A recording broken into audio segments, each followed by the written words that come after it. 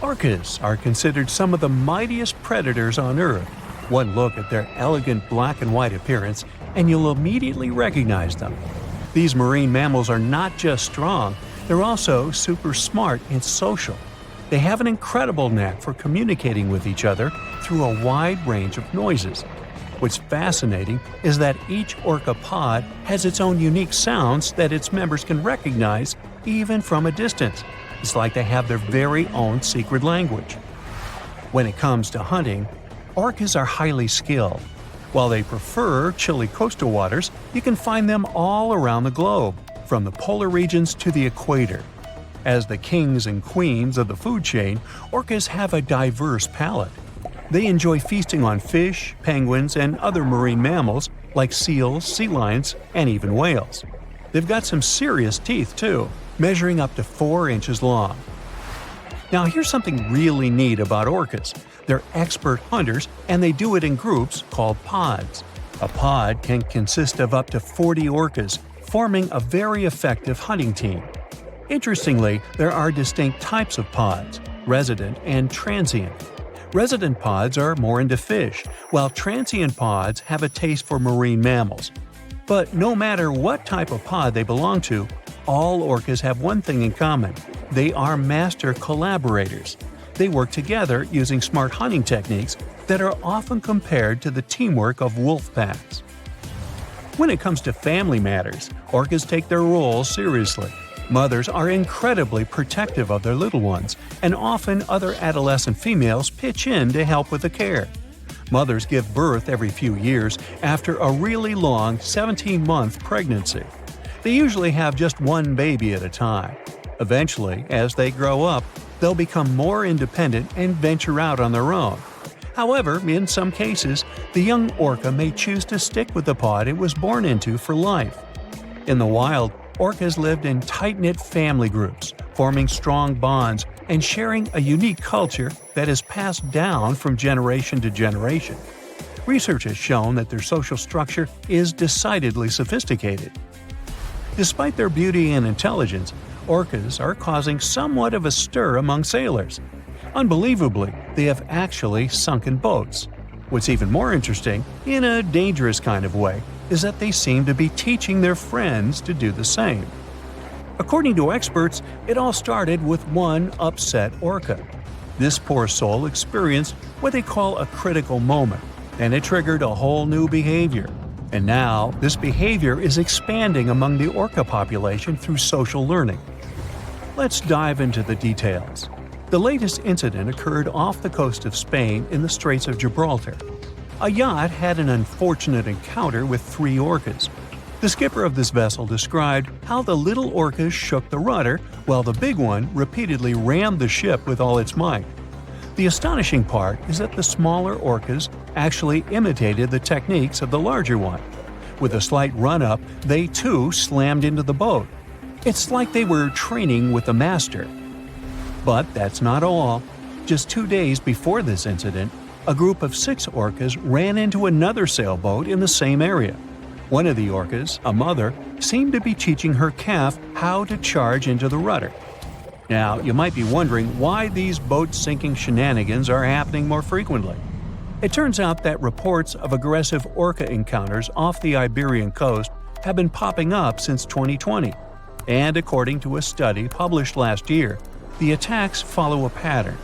The orcas approach the boat from the stern, strike the rudder, and then lose interest once the boat comes to a halt.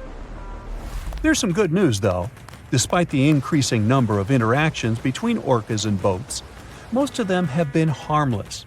In fact, out of over 500 recorded interactions, only 3 boats have been sunk. So, the chances of your boat meeting its watery end at the hands or teeth of an orca are pretty slim. Let's trace the origin of this whole phenomenon. Experts believe that it all started with an orca called White Gladys. Poor White Gladys must have had a seriously rough time, maybe a collision with a boat or getting tangled up in some fishing gear. This traumatic event somehow flipped a switch in her behavior, and she began the whole physical contact with the boats thing. Remember when I said orcas are extremely social creatures? They are quick learners and great imitators. So once White Gladys started her boat bumping thing, the rest of the orcas caught on. And just like that, the behavior spread among the orca population. You might be wondering why orcas would even bother with this risky behavior. Well, the experts think that the orcas perceive it as advantageous despite the potential danger of crashing into moving boats. It could be that they find it absolutely thrilling, or maybe even a bit of a game. Orcas are incredibly curious and playful creatures, after all. Another theory is that this behavior might not be as aggressive as it seems. Some researchers believe it could be more of a playful fad among these creatures. You know, like when a few friends start doing something cool and then everybody wants to join in on the fun. Maybe it's their way of entertaining themselves and breaking the monotony of ocean life. However, as the number of incidents continues to rise, concerns are growing, and not just for the sailors out there. The Iberian orca subpopulation is already critically endangered, and this boat-bopping trend could pose a severe issue for them. According to the latest census, there are less than 40 Iberian orcas left in the wild. That's a dangerously small number. So if these boat encounters persist or become more intense, it could seriously jeopardize the safety of both sailors and the orcas themselves. However, it may just be the boats they don't like. That's because orcas have never attacked humans in the wild. They have even been known to approach and play with humans. Orcas are incredibly curious creatures and seem to enjoy interacting with us. They've been seen swimming alongside humans, bringing them toys, and even chasing boats in their way. Some individual orcas have even developed friendships with specific humans over time. Here's one fascinating incident that occurred in a coastal Alaskan village. A group of children were having a snowball fight when a pod of orcas decided to join in the fun. They broke off a piece of drift ice and began tossing it around in the air, much to the delight and amusement of the children. Now, you might wonder if orcas have ever saved humans from dangerous situations. While there are very few recorded cases of orcas rescuing unfamiliar humans, there have been instances where they have come to the aid of humans they know. It's worth mentioning a remarkable occurrence that took place in Eden, Australia. A group of whalers found themselves in grave danger after their boat capsized, leaving them at the mercy of shark-infested waters. Incredibly, a pod of orcas, led by a male known as Old Tom, shielded the whalers from the sharks and kept them afloat until they were rescued. This demonstrates the protective nature of orcas even towards humans. There are several theories as to why orcas do not attack humans. One possibility is that they recognize that we are not their natural prey. These creatures prefer to feast on particularly nutritious and fatty foods, like sea lions or salmon, whereas humans simply don't provide the same nutritional value. But is this the only reason? Other apex predators, like sharks, may occasionally mistake humans for seals and attack them. However, in the rare cases where orcas have mistaken humans for prey during a hunt, they immediately stop the chase once they realize their mistake without causing any harm. Experts believe this is due to the high intelligence and empathy of orcas.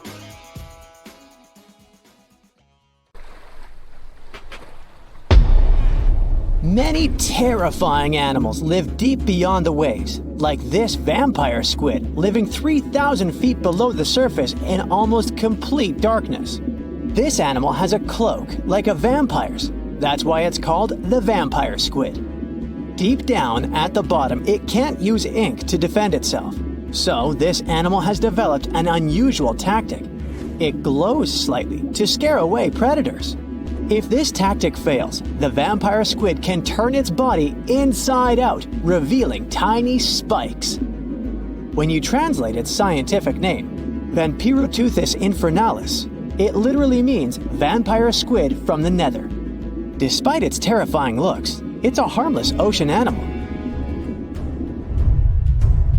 This previous creature was not from space, but this object definitely is.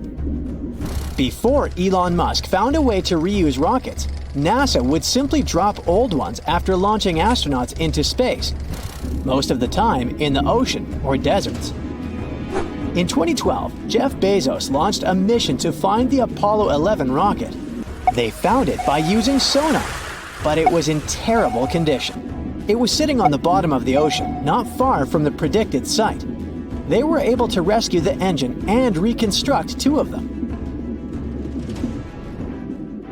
The most famous lost city is Atlantis, but sadly, we still haven't discovered it. However, Heraklion was also just a myth until one British pilot saw something that looked like a city while flying over the Mediterranean Sea. He reported it, and 60 years later, a group of divers went there. They were shocked when they found an entire city underwater. It was loaded with artifacts that could tell us a lot about the history of the place. Now it's one of the best underwater archaeological sites in the world. It's believed that the rising sea caused the whole city to go underwater. The Titanic sank in 1912. The wreck was claimed to be officially discovered 74 years later. In reality, though, a fisherman found the Titanic 8 years earlier while fishing in the Atlantic Ocean. He was pulling out his net when he spotted a head stuck in it. Luckily, it was just a doll's head. Years later, after the fisher had passed away, his son sold the doll to a doll collector. She did a lot of digging and research on every person who had a porcelain toy on the Titanic. She found the owner of the doll. Ava Hart was on the Titanic and had a doll with her. Ava survived the catastrophe by a miracle, but her toy didn't. Hart even wrote about the doll in her journal, and every detail matched the toy found by the fisherman. The tripod fish lives deep in the abyssal zone, around 20,000 feet below the surface. It's adapted to such immense depths and uses its tripod fins to stay still on the bottom. This creature doesn't have big eyes, but even if it did, these eyes would be useless in the darkness. Instead, the tripod fish uses its fins like antennas to detect any movement in the water. This creature doesn't have much luck when it comes to its love life, so it had to develop unique tactics to reproduce. One fish can be both male and female. The next bizarre creature is the lizardfish. It has tons of razor-sharp teeth, a huge mouth, and really big eyes, which it uses for hunting. All this makes the animal look freaky. The lizardfish lives at depths of around 11,000 feet in the midnight zone, where there is zero light. This freak of nature basically eats everything it can fit inside its mouth, from small fish to other lizardfish. On the other hand, when they see other reptile fish, they probably fall in love instead, because finding mates at those depths is not an easy task. Like the tripod fish, the lizardfish can be both male and female at the same time. When you think of a river, you usually picture it on land. Still, nature is quite unpredictable, and it created a river flowing under the ocean in California. It's running at a depth of around 2 miles. This river has everything that an ordinary river has: sunken logs, trees, and rocks. And despite its uniqueness, it's not the only one in the world. There are also others in the Amazon and Greenland. A terrifying creature was discovered near Angola's coast by a remote operating vehicle. It looks like it doesn't have a head or a body. It was sitting at a depth of around 4,350 feet below the surface. After doing research, scientists concluded it wasn't anything from a sci-fi movie. It was just a cluster of siphonophores stuck together. In 2015, some random guy was diving in Caesarea, and something shiny caught his eye. He reached out, grabbed it, and realized it was a gold coin. After that, he examined the bottom and found out that there were many more. He reported the incident to the local authorities, and they concluded that he had found Arabic treasure. The coins were made of solid 24-karat gold and were a few thousand years old, but due to the perfect salinity and temperature, they looked brand new. The coins belonged to a ship carrying cargo. It was caught up in a storm and unfortunately sank. One of the weirdest things ever discovered was found in the Baltic Sea. It's an anomaly that looks as if it was created by a different civilization. It was discovered by Swedish researchers, and they basically had no idea what it was. They had to ask tons of other scientists for their opinions. When you look at this formation from above, it's 200 feet long and looks exactly like a fallen spaceship. It's hard to believe that it's a natural formation. But, spoiler alert, it's totally made by nature because the Baltic Sea has gone through many erosions throughout history. Most likely, the bizarre formation is the result of these processes. A group of divers in Madagascar were shocked when they found this 7-foot monstrosity of a knife on the seafloor. The speculation started immediately, and many said that the knife was from some giants that had fought megalodons and lived on Earth thousands and thousands of years ago. That could make a nice story, but the knife is most likely a movie prop that was lost at sea. One of the ocean's most bizarre animals is the frilled shark. It's believed that this fish is the reason for all those sea serpent stories that sea explorers of the past wrote about. These animals live pretty deep in the ocean, but sometimes they can be seen in shallow waters. It's super rare, but possible. The frilled shark has a big mouth sporting around 300 teeth. It also has a long body that looks like a lizard's, and it is truly a unique species of shark. Its prey can be half of its size because this shark's stomach is like that of a snake, and it can swallow huge fish or crustaceans. Spotting a few worms in your garden is no big deal, but after seeing a 26-foot long one in the ocean, you will make your wetsuit a little wetter. This worm is super rare, and it's completely harmless to humans. It's actually not a giant worm. It's a cluster of zooids that are stuck together in a worm-shaped formation. They usually only eat plankton, bacteria, and other tiny things that can be found in the ocean. Probably the scariest thing in the ocean that is 100% real is the magna pinna, which can be found at crazy depths of 20,000 feet below the surface. This monster looks like an underwater Slender Man, but it's just a squid with really long tentacles that can reach a terrifying size of 8 feet.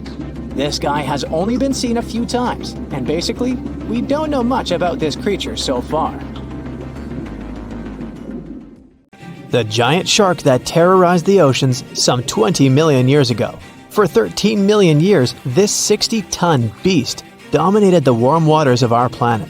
Though, some believe that the Meg still lives in the most remote and deepest parts of the ocean. It's a hot summer day. It seems only logical to go for a swim in the sea. You're floating on your back, completely relaxed. Your eyes are closed. Your breath is even. Water's pleasantly cool around your body. A light breeze touches your face. You feel calm enough to doze off. Suddenly, something bumps into your leg. Yanked out of your half-slumber, you begin to flail until you're face-to-face with the invisible danger. Luckily, all you spot is a couple of easily recognizable fins and cute smiley snouts. Phew, just dolphins. Guess you're lucky to meet them in the wild. These amazing creatures are so close, you can touch them. You've heard people say dolphins' skin feels rubbery, but to your mind, it's more like the inner part of a hard-boiled egg. One of the animals is so close to you that its salty smell fills your nostrils. You know, though, that dolphins don't have sweat glands. It means they don't sweat and are pretty much odorless. The smell you sense comes from the water they swim in. The largest and most ferocious predator to ever haunt the oceans, the megalodon shark dominated the seas for centuries before coming extinct millions of years ago. However, scientists managed to discover very few remnants of the giant shark.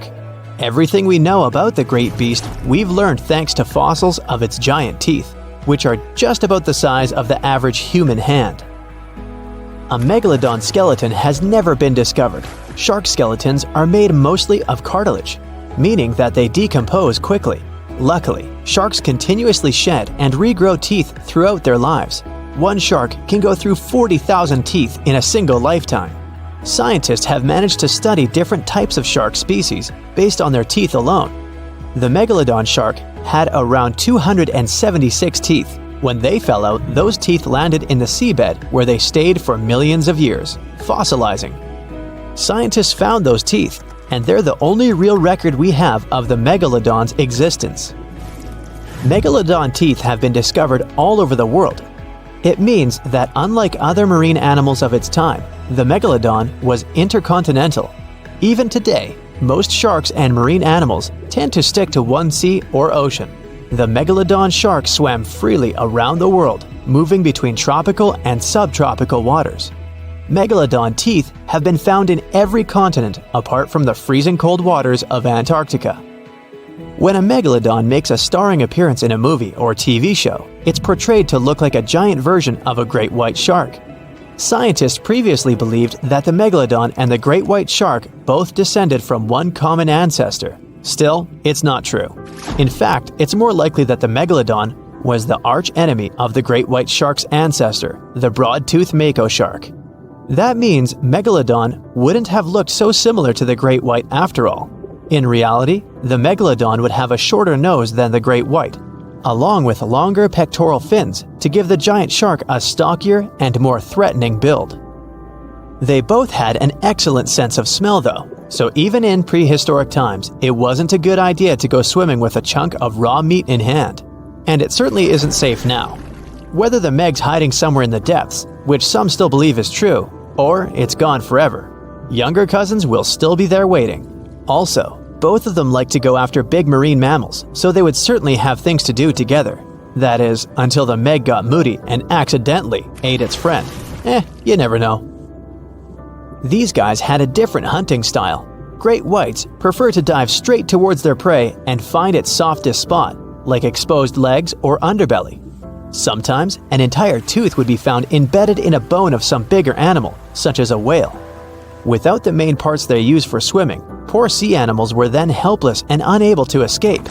Yet whales were just a smaller part of megalodon's diet. Seals, sea cows, squids, dolphins, other sharks. The good old Meg probably wouldn't say no to some random school of smaller fish swimming into its mouth either. Nothing better than a good snack after a big tasty dinner. Even those giant turtles weren't safe with their thick shells. The Meg probably took them as a dare challenge on a daily basis. Scientists have used computer simulations to try and work out the hunting style of the ancient shark. Using this technology, scientists have discovered that the megalodon's attack style was very different from that of modern-day sharks. Modern sharks dive straight for their prey's most vulnerable spot, for example, the soft underbelly of a seal. The megalodon's teeth were uniquely suited to biting through tougher areas of cartilage. So, evidence suggests that a megalodon would first chew the tougher fins of their prey, rendering them unable to swim away before launching into their final attack. Some people believe that the megalodon is still alive today, lurking at the depths of the ocean's waters. But it's unlikely to be true. Megalodons are a warm water species, which means they would be unable to survive in the cold waters of the deep ocean. Most of the megalodon's potential prey live in shallower waters, meaning there would be very little for the megalodon to eat at deep sea level. Simply put, if there was an animal as big as the megalodon still living today, we would have spotted it by now. It is unlikely that you'll run into a Meg though. The sharks, like us, preferred warm coastal waters. Deep ocean living would be too cold for the beasts, and food would be scarce. Their entire bodies would also have to evolve to avoid being squished by the enormous water pressure down there. It's unlikely they're still around, but not impossible. Some good news if you do run into one is that the shark is pretty unlikely to eat you. You are way too small a meal for the megalodon, even if you have a couple of friends with you. This guy eats whales that are over 50 feet long. If you're having a beach party though, it's a different story. In a beach full of swimmers, the shark very well might creep up, scooping several humans into its giant mouth without even chewing. The fearsome name megalodon comes from two Greek words, megas, meaning big, and odont, meaning tooth. Combined, they mean big tooth, and it certainly lives up to its name. Just one of its chompers is the same size as a human head. It had 276 humongous teeth in total, across 5 terrifying rows. In all of history, only a couple of saber-toothed cats and the T-Rex had consistently bigger teeth. Now that's a showdown I'd like to watch. The megalodon vanished millions of years ago, leaving only huge teeth to be found by modern archaeologists. They literally disappeared with very few traces left. Scientists believe that over time, deep sea levels dropped and the ocean's temperature went down rapidly. Over a third of all marine life was wiped out as the oceans cooled and the number of animals at the bottom of the food chain plummeted. This had a catastrophic effect on the hungry predators at the top. Sorry guys. It became way too cold for these sun-loving sharks too, which made it difficult for them to reproduce since they gave birth in warm waters. The megalodon is usually described as a sort of great white shark, but this is just a common myth. In fact, the ancestors of today's great white existed at the same time as the meg, but they weren't best buddies and were even in competition with each other. The great white shark was a better hunter using its smaller size and agility to snap up the meg's prey quickly. They were also known to eat meg pups, who were only half their size. This didn't exactly help the whole extinction thing. While a great white was no match for an adult meg in a head-to-head fight, they sure weren't scared of stealing their food. This only left the bigger fish and whales for the meg, but its food supplies began to run out as whales swam to the cooler new seas. The whales adapted to prefer the colder temperatures, leaving our friend the meg behind. The megalodons either starved or were frozen into extinction by the Ice Age. Rather than a great white, the megalodon is more like a modern bull shark. It had a short snout, a flat lower jaw, and huge pectoral fins to support its massive weight and size. As scary as they are, these sharks were actually caring family guys. Several megalodon nursery areas have been discovered in Florida, Maryland, and Panama. They gave birth to their young in shallow water environments. We know this from discovering loads of tiny megalodon teeth found in these areas. I wonder if they had nannies too. 450 million years ago, no, I wasn't around then, the sea level was higher, coral reefs started to form, the climate on our planet was stable and warm, not even dinosaurs were around yet. The time when bony and jawed fish we know as sharks appeared. They've been dominating the oceans and making other marine creatures flee in fear ever since. Many of them, like great white sharks, have evolved and adjusted to life in the open ocean as hunters with a pretty high position in the food chain. They're less diverse today than before. One of the reasons is the asteroid strike from the age of dinosaurs. After it reduced the number of shark species, only smaller and deep-water kinds that ate primarily fish survived. They started getting bigger over time. Near the surface, sharks such as makos or great white ones develop faster movements and are somewhat between gray and blue to blend in with their surroundings. The epaulet shark can even walk on the land. It can't take a walk on the beach because it can't breathe outside of the water, but it lives on coral flats in shallow tropical waters, so it can walk in kind of a crawling motion. But deep down below, there are mysterious, alien-looking, often huge shark species that didn't come to the surface, which is why they didn't need to adjust to the new environment and different conditions. They haven't changed a lot through time, so they're some living fossils.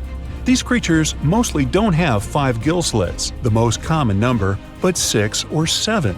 It's because there's less oxygen the deeper you go in the ocean, so they need more gill slits. Sharks on the surface evolved to have fewer gill slits. 6-gill sharks are the most primitive sharks we have today. Their skeletons are like those of ancient extinct sharks, and they can survive only in very deep waters. Like cats, sharks have a layer of reflective cells placed inside their eyes, which helps them see better in the dark, deep sea or cloudy waters. Sharks on the surface have big eyes because they evolved to hunt in the sunlight, so they tend to rely on their vision. Those that live in shallow waters have small eyes, so they can protect themselves from the sand. Like some other deep-sea creatures, 6-gill sharks also have bigger eyes to take in as much light as possible.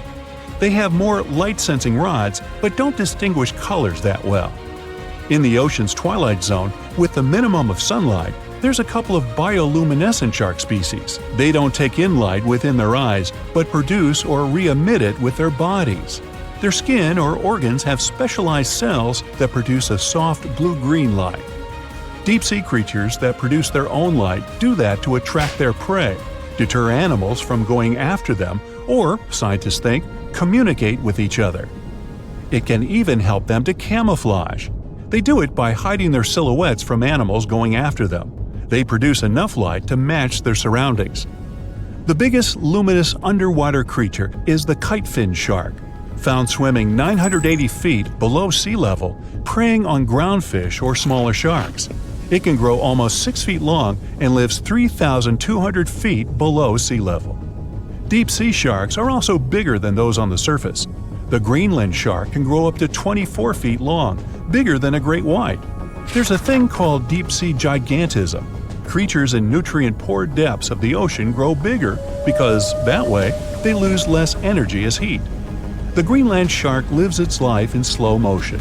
It has a slow metabolism and can go very long periods without food.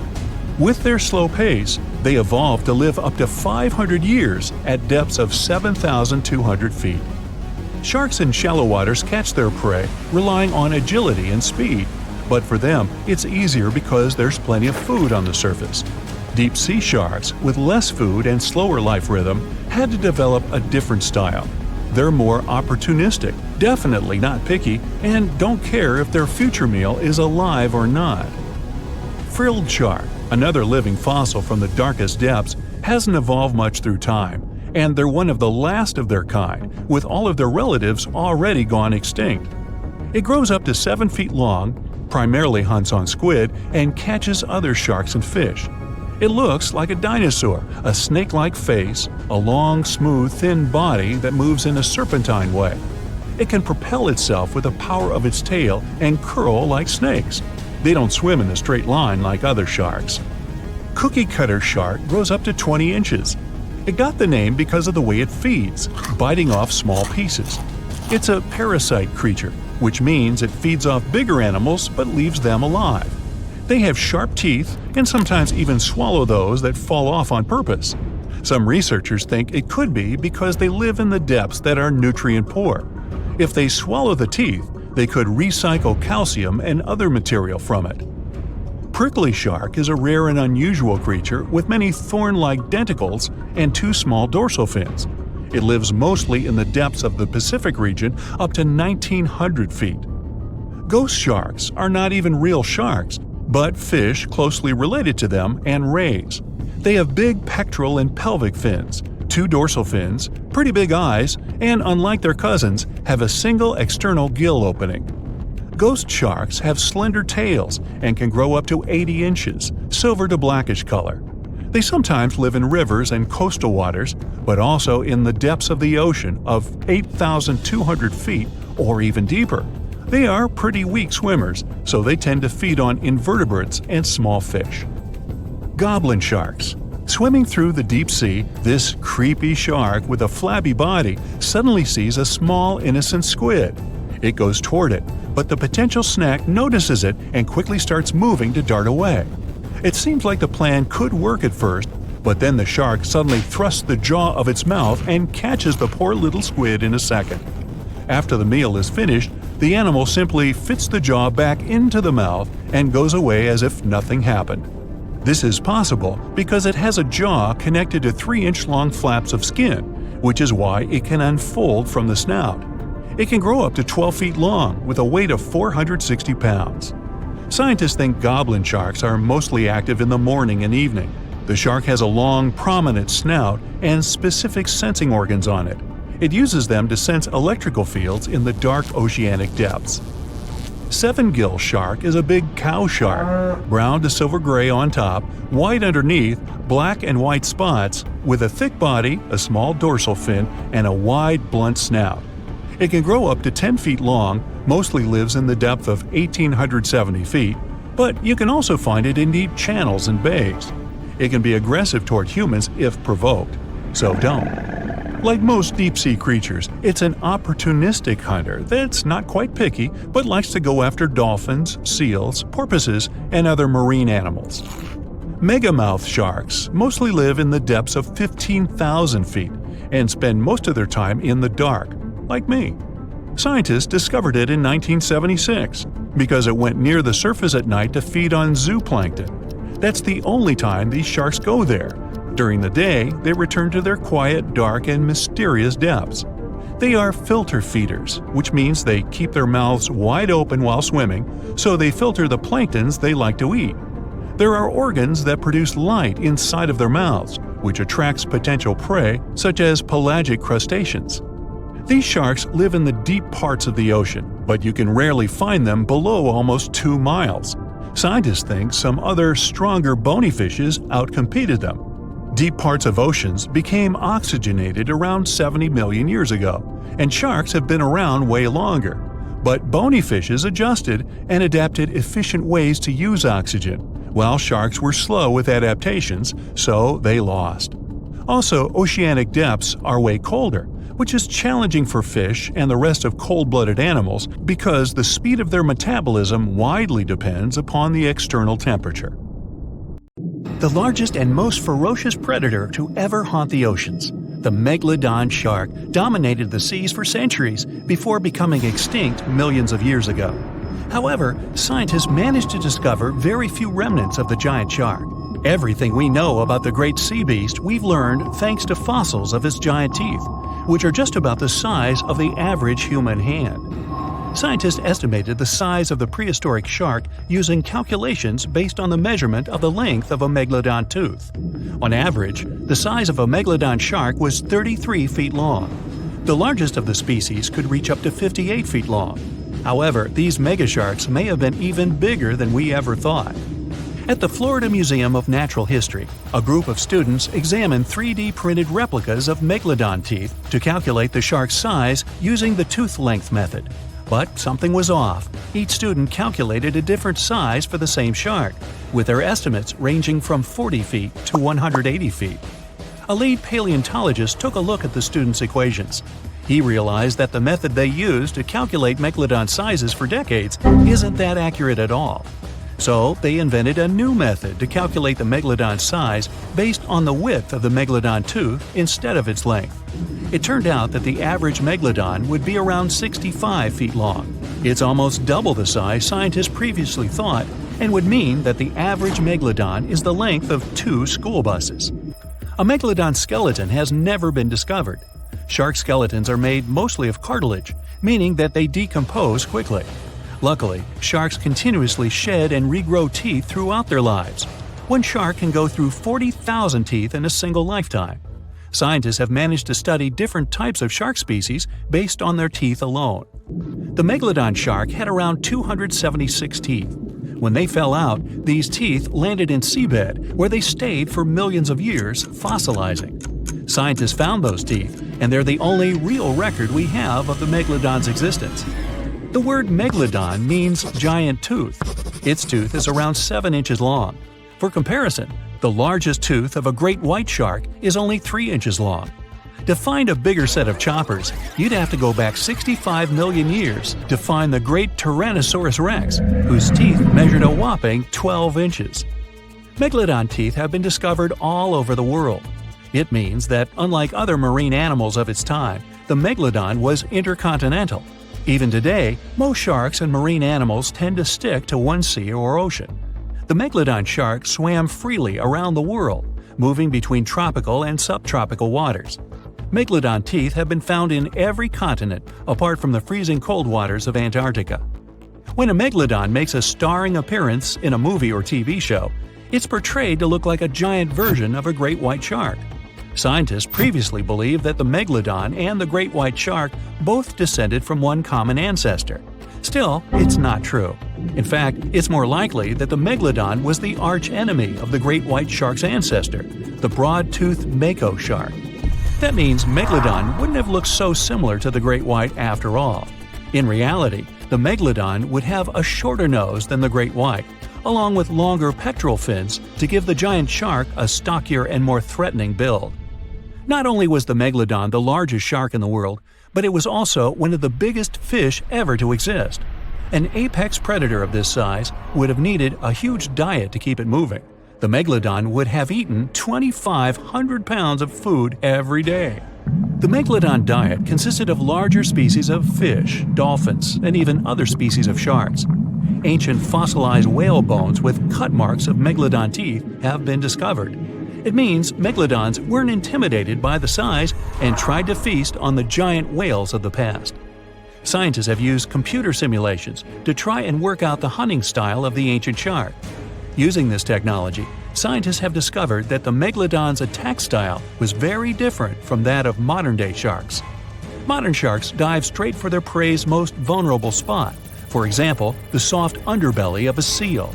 The megalodon's teeth were uniquely suited to biting through tougher areas of cartilage.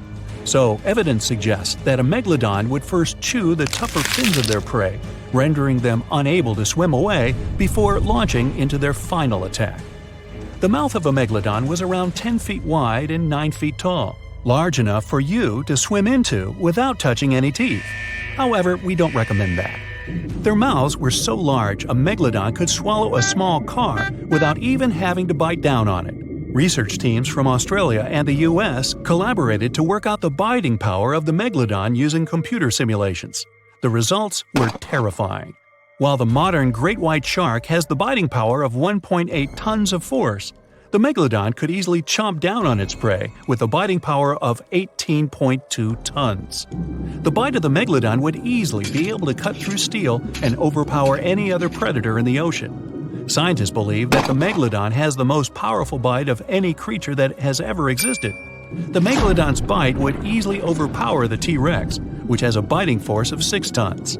Mysteriously, no one knows exactly when or how the megalodon went extinct. However, several theories are floating around as to how this could be the case. The megalodon had become extinct by the end of the Pliocene, which was a phase of global cooling that spanned over 5 million years and ended over 2.6 million years ago. New evidence suggests that the last megalodon lived at least 3.6 million years ago, right in the middle of the Pliocene era. Another theory claims that these megasharks disappeared because of the changing Earth temperatures occurring during the Pliocene. As the Earth cooled down, the tropical waters of the world's oceans plummeted to colder temperatures. Scientists believe that this led to the extinction of a third of all large marine animals, meaning that the megalodon's food source took a massive hit. Without much prey left to hunt, the megalodon inevitably went extinct. Megalodon sharks would give birth to their pups in waters close to the shore. The shallow coastal waters provided a perfect nursery for the newborn sharks, keeping them distant from the larger predators that lurked in the open waters. As ice formed around the Earth's poles and sea levels dropped, these pupping grounds were destroyed. The megalodon pups would have had no choice but to swim in the deep ocean waters, making them more vulnerable to dangerous predators. A new theory suggests that the explosion of a star, called a supernova, could be responsible for the extinction of the megalodon. Around 2.6 million years ago, a supernova over 150 light-years away from Earth lit up the prehistoric sky and lingered there for months. A few hundred years after the supernova had faded, particles of cosmic energy from the star explosion plummeted to Earth. The energy particles carried dangerous amounts of radiation. Researchers believe that this radiation could cause the mass extinction of many marine animals, including the megalodon. Radiation from the particles extended hundreds of yards down into the ocean and was more dangerous for bigger creatures than for smaller ones. The bigger the creature is, the more radiation they would absorb. The 60-foot-long megalodon was large enough to absorb great amounts of radiation.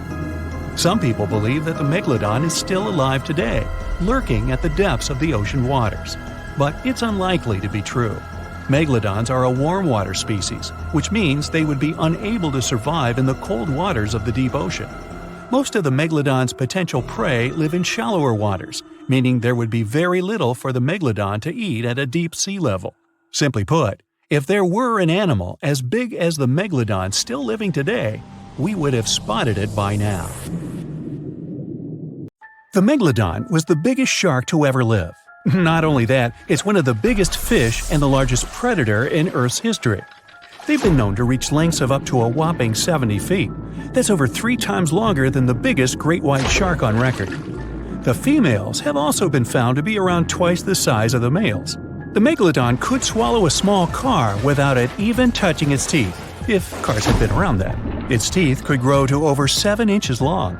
It looks like we're going to need a bigger boat, and best make it steel-plated, as this shark can easily gnaw its way through ships. The underwater terror could bite a ship clean in half, with the highest bite force ever calculated for any animal, living or extinct. The force of its ferocious bite was up to 40,000 pounds. That's around 108,000 times the strength of a human's and 10 times the force of a modern crocodile's bite. Its chomp is so strong that it makes the T-Rex's bite look about as powerful as my granny's after she's taken her dentures out. In fact, the Meg was so big and powerful that it had no natural predators. It was the uncrowned king of the seas, swimming freely from ocean to ocean. This cosmopolitan creature was found all over the world, from America to Europe and Australia to Japan, assuming there were countries back then. Meg fossils have been found on every continent except Antarctica. Everybody skips Antarctica. Science tells us that the megalodon went extinct over 3.6 million years ago. But could they still be alive at the deepest depths of the ocean? Only around 80% of the ocean has been explored, and its deepest point, the Mariana Trench, is over 7 miles down. So who knows what's lurking at the bottom? If you did manage to make it down, it is unlikely that you'll run into a Meg, though. The sharks, like us, preferred warmer coastal waters. Deep ocean living would be too cold for the beasts, and food would be scarce. Their entire bodies would also have to evolve to avoid being squished by the enormous water pressure down there. It's unlikely they're still around, but not impossible. Some good news, if you do run into one, is that the shark is pretty unlikely to eat you. You are way too small a meal for the megalodon, even if you have a couple of friends with you. This guy eats whales that are over 50 feet long. If you're having a beach party, though, it's a different story. In a beach full of swimmers, the shark very well might creep up, scooping several humans into its giant mouth without even chewing. But wait, let's rewind. How does the shark take down a 50-foot whale? It first bites off its fins, making the whale unable to swim away. It then casually munches it down piece by piece. Because of their size, sharks had to consume over a ton of food every single day just to sustain themselves, like me. All that food made the megalodon extremely heavy. They range from anywhere between 50 to over 100 tons. For context, that's around the same as 7 to 16 adult male African elephants. To fit all this food in, their jaws had to open pretty wide. A megalodon's jaw could span 9 by 11 feet wide. That's easily big enough to swallow 2 adult humans side by side. The fearsome name megalodon comes from 2 Greek words, mega meaning big and odont meaning tooth. So combined, they mean what? Big tooth. And it certainly lives up to its name.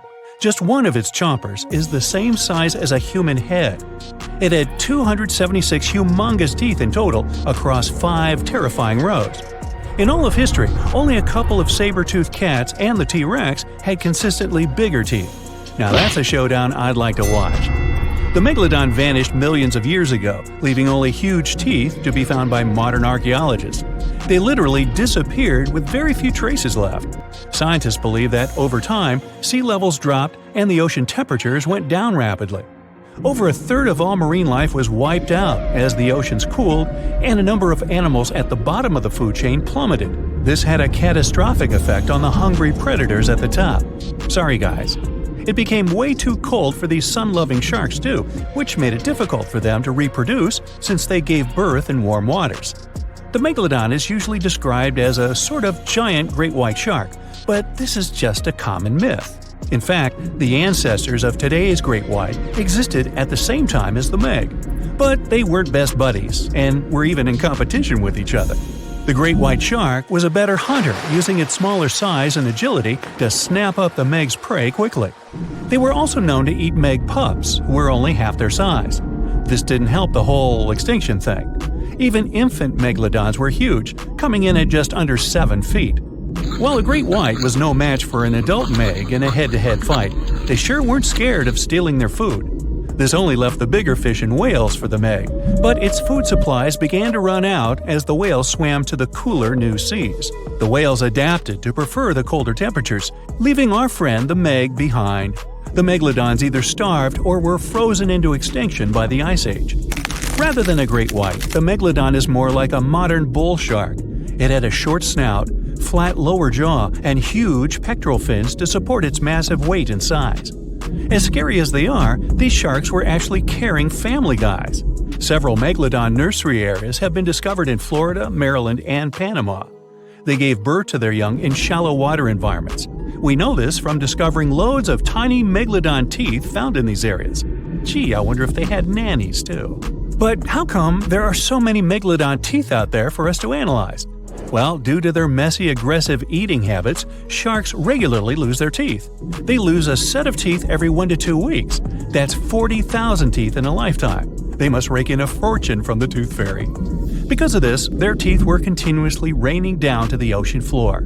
Luckily for us, they're also the hardest part of a shark skeleton, which is why so many teeth have survived and become fossilized. It's fair to say that the first discoveries of the Meg's teeth confused people. Early discoverers thought the Meg's teeth were petrified tongues of ancient serpent creatures. They even used to call them tongue stones. It's also a common myth that the megalodon was around at the same time as the dinosaurs, although this would have been pretty cool. The dinosaurs were wiped out around 66 million years ago, but the megalodons came much later. The oldest Meg fossil is only around 23 million years old, but it's tricky to pinpoint the exact date. After all, calendars weren't invented yet. They became extinct way before humans even evolved. The earliest Homo sapiens, which is a fancy name for the first humans, emerged about 2.5 million years ago. But what if the megalodon shark didn't go extinct? Whale populations have dropped drastically since these guys were last around, so there'd be way fewer whales for them to chomp down on. Whales have also gotten a lot smarter and learned new defensive moves, making them way harder to take down. It's estimated that they ate around 12 tons of food each day. If they were still around and eating that much, they'd be forced to eat smaller fish, and there'd be barely enough big fish for us humans to survive on. The naughty megalodons would also be able to track fishing boats and steal the fish that they worked hard to collect. It's safe to say we'd see a lot less fish in the aisles of your neighborhood supermarket. As our ocean temperatures are heating up again, the sharks would also thrive and reproduce faster than ever. There'd be more and more of these giant eating machines in the water, reducing our fish supply even more. It would also cause massive problems for cargo ships and cruising vessels. Imagine coming into contact with one of these bad boys while you're sunbathing on the deck. Even beachgoers would be hard hit. Megalodons give birth in shallow waters, so many of our favorite beaches would quickly become dangerous shark nursing grounds. Hey, where did that beach volleyball game go? They were playing just a moment ago. It was the largest fish our Earth had ever seen, and its bite was strong enough to crush a car. The largest of its teeth found was the length of a remote control. It consumed about 2,500 pounds of food a day. That's like 3,300 cans of tuna for you. The earliest megalodon fossils are from about 20 million years ago, but you won't see its skeleton, and that's because the mighty Meg had no bones. A skeleton made from bones gives most animals their body shape and strength. Sharks, though, come from the same subclass as rays, skates, and sawfish and have cartilage instead of bones. Cartilage is a tissue that is softer and more flexible than bones, but it's still tough enough to shape the body and protect the internal organs. Some areas are more flexible, since cartilage is weaker, and some, like the shark's head, are much tougher thanks to calcified cartilage. Their snouts, though, are made of really soft and flexible cartilage to work like a bumper in case of a collision with some dangers. Who knows if they'd be able to do all this with a heavy skeleton? Plus, cartilage makes their jaws more flexible, and they can open their mouths much wider than they would with a jaw made of bone.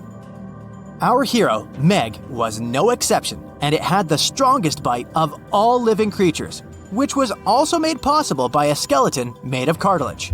Sharks take full advantage of their cartilage. It helps them swim and turn fast while hunting. One drawback of this type of skeleton is that it was really tricky for scientists to establish the shape and size of Meg. Normally, they would do it using fossilized bone skeletons or their parts. With Meg, they had to guess based on the teeth they found and comparisons with living relatives.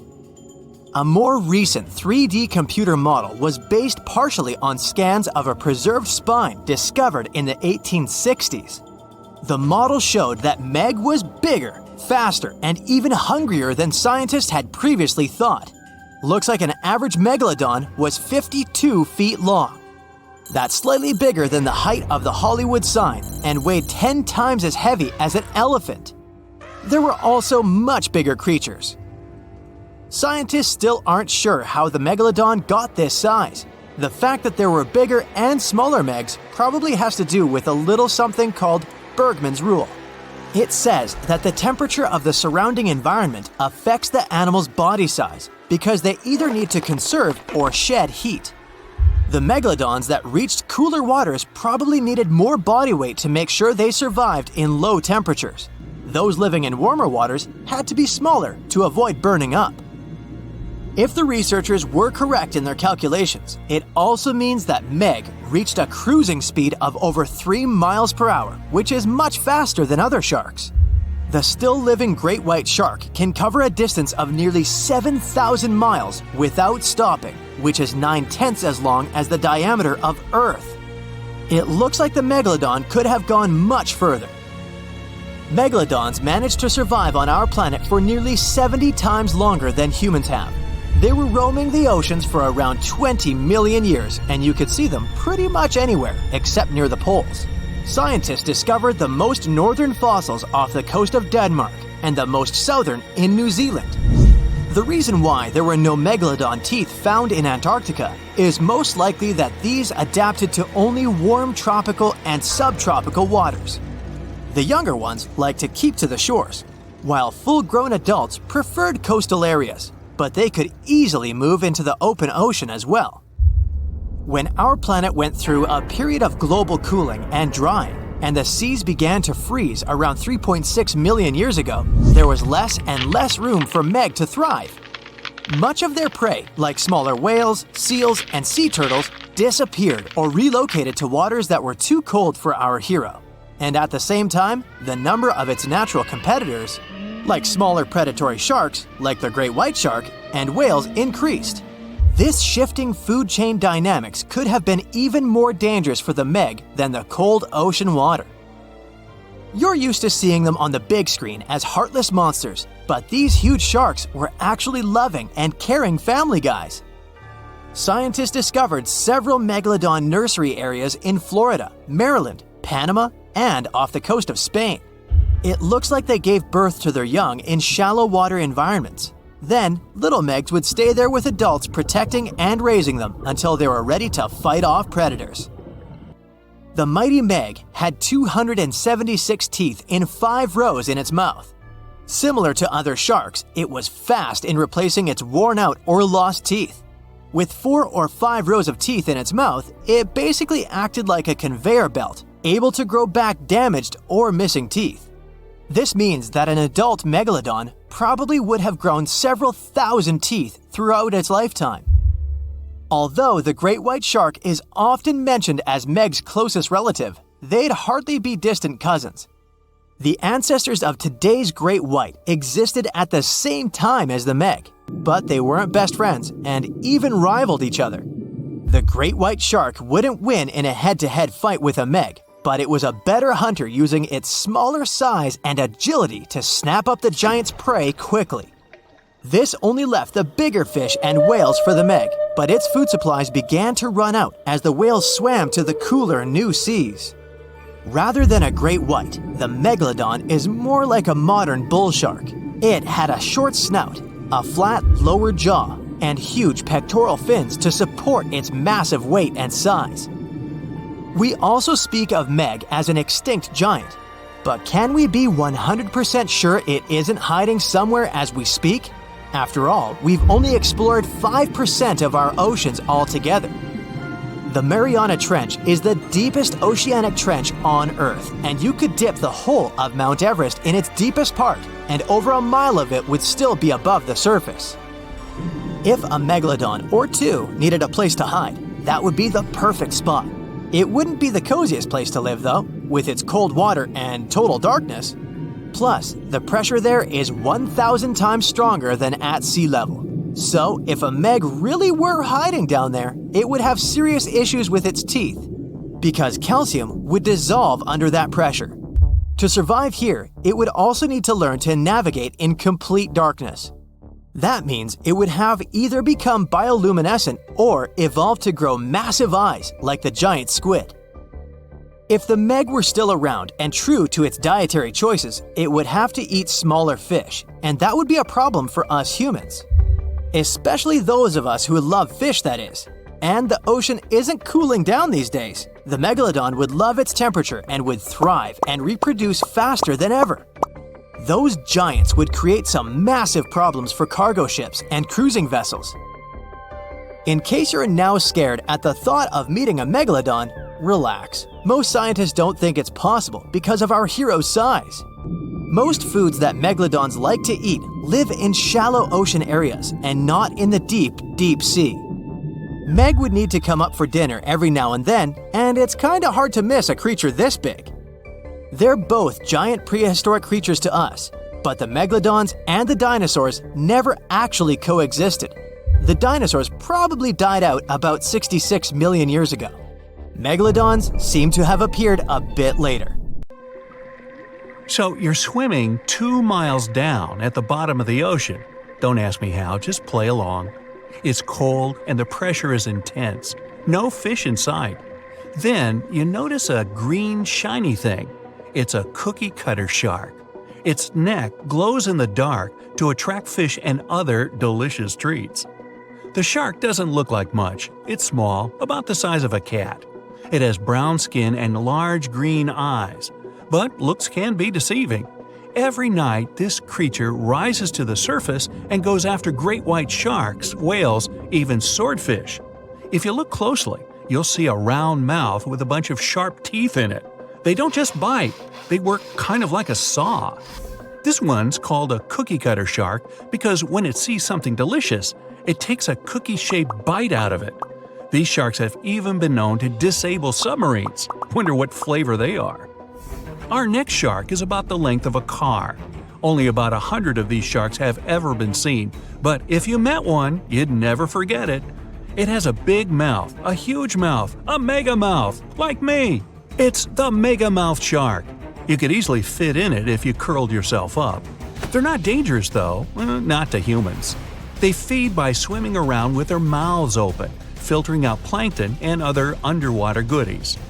The shark has special organs in its mouth that glow, attracting little crustaceans.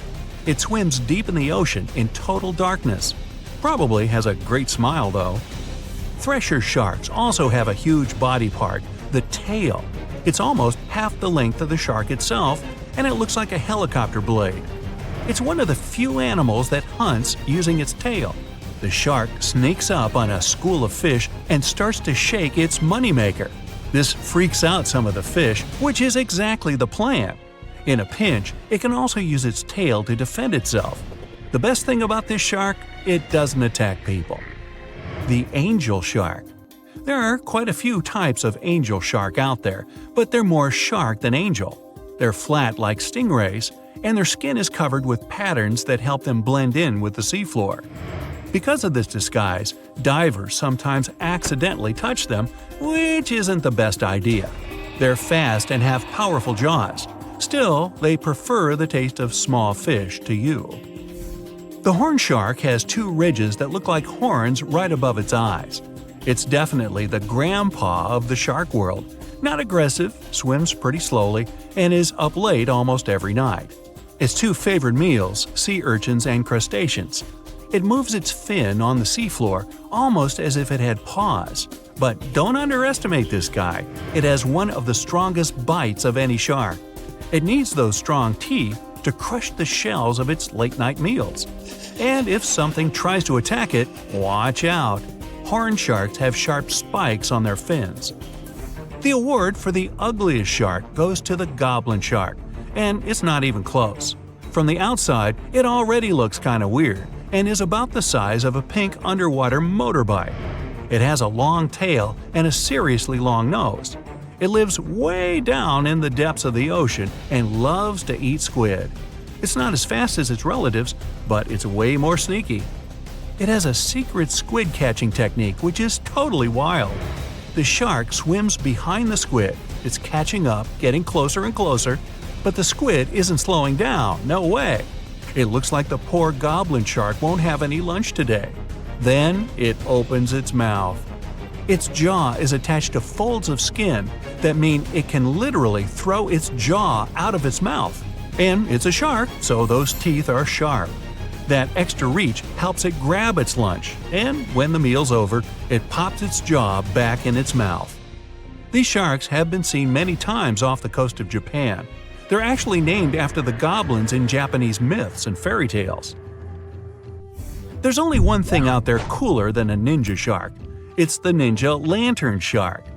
Imagine there's a tube you can slide down that takes you to the bottom of the ocean. It's too dark, you can't see anything. Suddenly, a glowing dot, moving around in the distance. It's coming closer, shooting towards you. It's a blue glowing head. Worse, it looks like this head doesn't have a body attached to it. The ninja lantern shark has black skin, so it's almost invisible in the dark. It's only the size of a human arm, but its small, sharp teeth are no joke. No one really knows why this shark glows. Maybe to attract tasty fish? Another theory out there is that it uses this light to communicate with its friends. It has friends? The hammerhead shark. These ferocious sharks can weigh up to half a ton. They live in tropical waters all over the world, and they're one of the most recognizable sharks out there. Their eyes really are located on the sides of their hammerhead. This means they can see in almost all directions. They even have special neck muscles to lift their head up and down just to see that little bit better. Their favorite food? Stingrays. You know, those flat things that swim along the seafloor, camouflaged to look like sand and bits of rock. Stingrays get by blending in with their surroundings. Danger mostly just swims by. But the hammerhead's eyes see everything. Uh-oh. Great white sharks, hammerheads, and other large sharks live for about 25 years. But one shark can live much, much longer. The Greenland shark can live anywhere from 300 to 500 years. It lives mostly in the North Atlantic and Arctic oceans. It loves to swim deep down where it's dark, so it uses its nose to sniff out food. Since it spends so much time down there, it's figured out how to withstand the strong pressure. It's one of the oldest living, largest, and slowest fish on Earth. Just imagine, you're on an Arctic cruise and you see one of these sharks moving slowly through the freezing cold water. It might be 400 years older than you. Most sharks are omnivorous. They can go after dolphins, other sharks, crabs, sea urchins, smaller or even larger fish, hot dogs. Kidding about the hot dogs. But the bonnethead shark is a bit different. It eats algae for about half its meals. It's actually related to the hammerhead shark, but its head looks more like a shovel. Can you dig it? If you see this guy swimming around, you might think it's a sea snake or a huge water worm. Frilled sharks like to swim way down at the bottom of the ocean, like a lot of sharks. When they're chasing something delicious, they move kind of like a snake. And just like a snake, they like to gulp down their lunch all in one piece. But that doesn't mean they don't have teeth. They have about 200 nice and sharp ones. The saw shark has a long, flat, and seriously spiky nose. Those teeth on its nose never stop growing. Each tooth is equipped with electric receptors to help the saw shark feel around for nearby fish, like a ship's radar. When dinner's nearby, the shark swims up and strikes with its nose, waving it around like a knight showing off his skills. Meanwhile, you won't have time to blink if this guy floats past. Did you see it? How about now? Meet the fastest shark in the world, the short-fin mako shark. It can swim up to 35 miles per hour. That doesn't seem that quick on land, but underwater, that's fast. Slower than a cheetah, but faster than most dogs. It's warm-blooded, which is super rare for a shark. That helps it swim to cold and distant places where an ordinary shark simply wouldn't survive. The swordfish goes much faster. It can swim up to 60 miles per hour. It's not a shark, but it's still an amazing creature. In a race, the swordfish will usually come out on top, but it's not just fast, it's ingeniously fast. It has a gland next to its nose that pumps out a special oil. This oil spreads through its nose and comes out through tiny holes. This special oil is waterproof, which lets the swordfish glide through the water at high speed. The movie Jaws came out in 1975, and since then, people have been terrified of sharks. Some people fear seeing a great white's head come out of their showers, not to mention the fear of running into one at your local pool.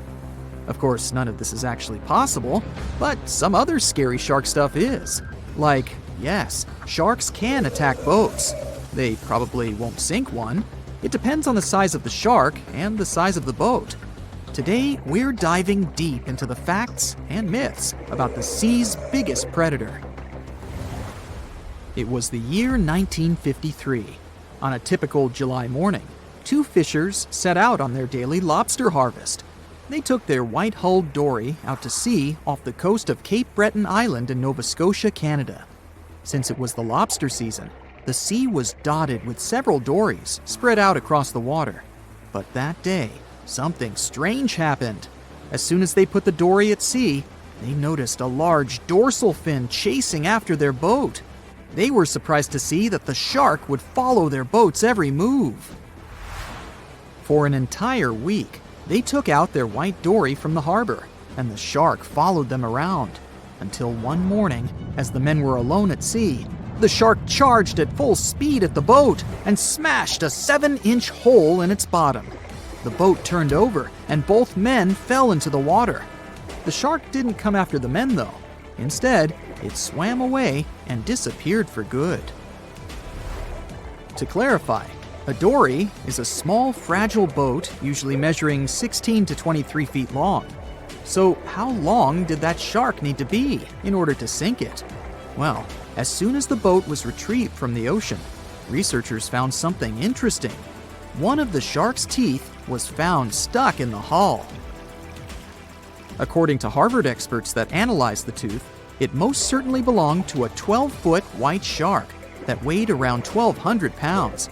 One thing intrigues scientists a whole lot. The great white didn't seem to be interested in the man aboard, but rather in the boat itself. The question is, why? Some people suppose that this great white followed the dory around because it was white, and the animal probably thought it was some big white mammal. It's not the first boat a shark has attacked. You see, sharks don't attempt to sink boats because they're mean and evil. Rather, it's due to murky waters and hard materials that make them mistake inanimate objects for their usual lunch menu. But that's not what we've learned from popular culture. In Jaws, the protagonist shark managed to poke several holes in the orca as it rammed the boat. The orca was a Nova Scotia-style fishing boat made out of wood planks. It wasn't a huge boat, so it seemed plausible that a great white could ram it. But, according to Mythbusters, that's very far from the truth. A great white swimming at its maximum speed wouldn't be able to take down a medium-sized fishing vessel. The same goes for bigger boats. Some bull sharks or great whites can turn over smaller vessels, though, like kayaks or small boats. If this happens, it's most likely because they think it's a sea mammal and nudge it before taking the first bite. No scientist can say for sure why they do this, only that it's usually a misunderstanding on behalf of the animal. The Shark Research Committee, a nonprofit scientific research organization, has documented a lot of shark attacks on inanimate objects and is trying to answer that question more thoroughly.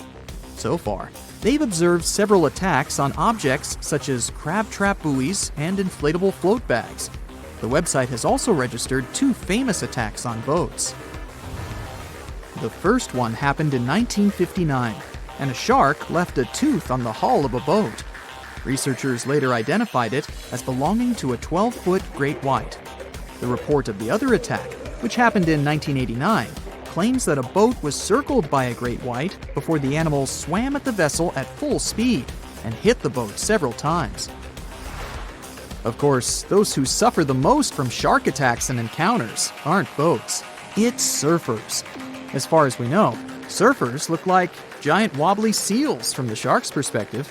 According to the Shark Research Committee, there have been 41 confirmed shark attacks on surfers on the west coast of North America over the course of the last century. So, should we be so afraid of sharks after all? Let's learn more about these magnificent sea creatures. Off the top of your head, how many shark species can you name? 4, 8, 10?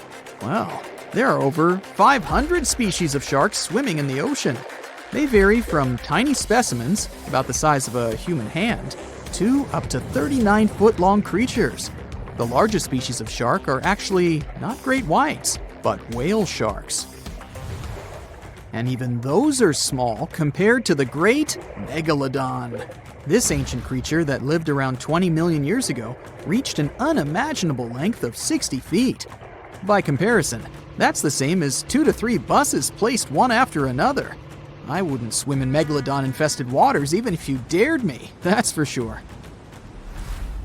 We know that sharks are very good hunters, but why is that so?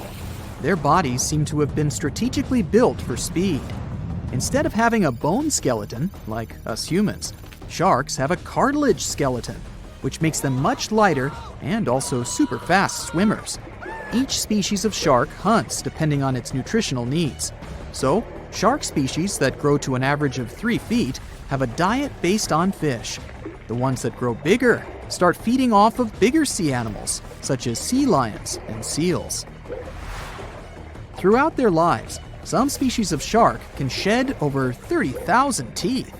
Unlike humans, who are born with a set number of teeth in their jaws, sharks have an apparently limitless supply.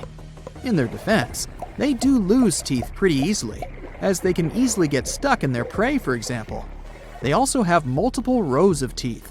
The jaws of a great white can contain up to 7 rows of teeth, and can grow to be more than 6 inches long. And since we're speaking of great whites, the most feared shark species roaming the oceans, this is ray. Ray is an adult white shark. He can swim up to 50 miles a day, so he needs a lot of fat in order to keep his body functioning. Funny thing about Ray, when he opens his jaws to hunt, his eyes roll back together with his head, so his sight is hindered when he's taking a bite. Now, he does like it when the water is murky and underwater visibility is low. That's because it makes it harder for his prey to spot him coming. These conditions can make it easier for him to grab that yummy seal. But this can also make it easy for him to mistake a random boat for lunch and end up scaring some humans. Some Hollywood movies love to portray sharks as having superpowers. Although they're not innately cruel, one species of shark does have something that can be considered bizarre. Hammerhead sharks, one of the most dangerous species of sharks, have a sort of sixth sense. Inside their heads, they have electroreceptor organs called ampullae of Lorenzini. These organs allow sharks to detect the electromagnetic fields of all living things in the ocean. This ups their hunting abilities to another level. They can even find prey hidden in the sand, because they sense its electromagnetic field. You should know one thing. If a shark lives in a balanced ecosystem, it won't feel the need to attack unknown things. These animals are curious, though, so maybe we should cut them some slack when they bite a piece off a random boat. It looks like a prehistoric creature that came from the time of dinosaurs. This scary beast is called the basking shark. It can grow up to 39 feet. People have only reported 3 of them in the past 160 years. The last sighting was in 2015, and before that, about 80 years ago. These sharks sometimes rise to the surface to filter out small animals, such as shrimps and other small crustaceans, when they want to have a nice, tasty seafood dinner. But when there isn't enough grub at the surface, they go down to the depths of almost 3,300 feet, where they tend to stay for months, which is something researchers discovered using satellite tags. Tag, you're it! Now, basking sharks like to spend their time in more temperate waters, but they can migrate long distances. They live across the globe, but in warm tropical or subtropical areas, they won't go near the surface because they're not fans of high temperatures. The lion's mane jellyfish is not that rare, but it's fascinating how large it is. It's the biggest among jellyfish species and the longest animal. Its total length can reach 120 feet. That's approximately 23 feet more than the longest blue whale scientists know about. The jellyfish has around 70 to 150 tentacles, and they all contain huge amounts of neurotoxins that can seriously harm you if you come in contact with the animal. But people don't usually come across this type of jellyfish because it rarely lives near the coast, preferring the open ocean. Generally, you can find the lion's mane jellyfish no deeper than 65 feet below the surface, where it dines on small fishes, zooplankton, and some other types of jellyfish. It uses its tentacles to catch its value meal. Hey, you want fries with that? The giant phantom jelly comes out of the darkness and depths of the ocean's midnight zone. Its sun hat-shaped bell reaches over 3 feet across. This bell trails 4 ribbon-like mouth arms that can be up to 33 feet long. This quite rare creature uses its mouth arms to catch unfortunate animals swimming around and not knowing what's coming for them. Giant phantom jelly propels itself through the water with periodic pulses coming from its orange head. It glows faintly and mysteriously in the pitch-black depths. It lives across the globe in all the oceans except for the Arctic. I'm guessing it's too cold. Because of its odd shape, people often call the oarfish the dragonfish or sea serpent. It's about 26 feet long, which makes it the longest bony fish we know about, and lives at depths of 3,300 feet. Oarfish spend most of their time in the deep, dark parts of the open ocean in tropical and subtropical areas. They almost never come to the surface, unless, invited. It's a ribbon-shaped and shiny silver creature with a long red dorsal fin and red oar-like pelvic fins. Its body has no scales and is very thin. The fish can grow to a length of about 30 feet and weigh 660 pounds. Oarfish have really big eyes that help them see better in their dark, scary surroundings. The frilled shark is definitely one of the gnarliest-looking marine animals out there. If you saw it somewhere, you'd probably think you went back to the age of dinosaurs. Yup, the frilled shark is a prehistoric creature because its roots go back 80 million years. This living fossil can grow to be 7 feet long. It got its name from its frilly gills. Even though frilled sharks have the shark part in their name, they swim similar to an eel in a distinctly serpentine way. Its mouth is terrifying. Similar to the maw of the great white shark, it has 300 trident-shaped teeth lined in 25 rows. Hey, come a little closer, huh? Researchers discovered this creature in the 19th century, but people rarely see it, and no wonder. It usually lives at depths of between 390 and 4,200 feet. Most of the time, the frilled shark feeds on squid, swallowing them whole. Its long jaws allowed the frilled shark to gape extra wide and swallow animals half as long as its entire body. Goblin sharks are very rare. Researchers have spotted fewer than 50 of them in more than 120 years. But maybe that's for the best, since we're talking about a pretty scary fella with a narrow snout and sharp teeth. It's also capable of thrusting its entire jaw outward when it wants to catch something. Sounds familiar. As it's lurking through the dark depths of the ocean, a goblin shark sees a small squid that looks quite yummy. The dangerous animal inches toward the squid. When the poor creature notices the predator, it tries to dart away, but it's too late. The shark has already thrust its jaw the whole 3 inches out of its mouth. This jaw is connected to the flaps of skin the shark can unfold. This helps a lot because the goblin shark is a sluggish animal, so it's pretty hard for it to chase its food. After finishing its lunch, the goblin shark puts its jaw back in its mouth and swims away as if nothing's happened. Goblin sharks mostly live at the bottom of the ocean. Like many other shark species, they prefer swimming alone. Here's a silver-colored creature with very rough skin. That's the ocean sunfish, with a total length of almost 11 feet. Its other name is mola. The ocean sunfish is the heaviest of all bony fish out there. People sometimes call it a swimming head because of its bizarre appearance. These creatures have such a weird shape because they're born with a back fin that never actually grows. It just folds into itself as the animal matures and creates a rounded rudder. The sunfish is a bit clumsy. It moves with the help of its mighty fins that allow the animal to swim on its side. This marine inhabitant is a solitary creature. It mostly feeds on zooplankton and jellyfish. The spotted wobbegong is one of the world's rarest sharks. It grows to be more than 10 feet long. It may not look as terrifying as some of its shark relatives, but it's pretty good at catching unsuspecting animals swimming past, mostly during the night. The animal has a spiracle, which is why it can breathe while staying still at the bottom of the ocean. It's motionless most of the time, which is why you can barely notice it. Its flat body and large pelvic and pectoral fins blend in with the underwater terrain. That's why they're so good at hiding. This ability helps when these sharks want to protect themselves too. Wobbegong means carpet shark.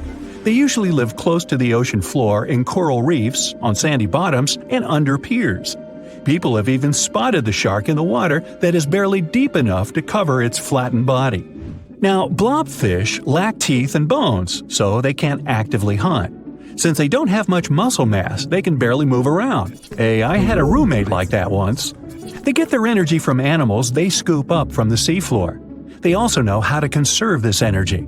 That's how it usually goes with deep-sea creatures. They don't have as much food as those animals that swim closer to the surface. Instead, they have special body mechanisms that allow them to save energy for the times when they don't have much to eat. Pressure at the depths where the blobfish lives is 120 times as high as that at the surface. That's why the bizarre creature looks like a weird gelatinous mass only when you bring it up to the surface. The pressure here is not strong enough to keep its body together. Hey, breaking up is hard to do. The white margin stargazer could compete with the blobfish for the title of the ugliest animal in the sea, don't you think? Now, this animal has eyes on the top of its head, together with an upward-facing mouth which the creature uses to hide itself in the sand. That's where it spends most of its time, with only its eyes protruding from the sand. It chills this way until some small animal passes by. It can lunge at its target incredibly quickly, literally within milliseconds. This creates a vacuum in the water that pulls in a crab, fish, or some other small, unfortunate animal. Another tactic involves venom. This fish has a venomous spine in its shoulder blade that helps with catching other animals and defending itself against enemies. Even though it's not related to the electric eel, the white margin stargazer can generate an electric shock as powerful as 50 volts. Ow! Wanna high-five a sea creature? Well, put your hand up for the Tasmanian red handfish. This fish doesn't swim like a fish. It walks.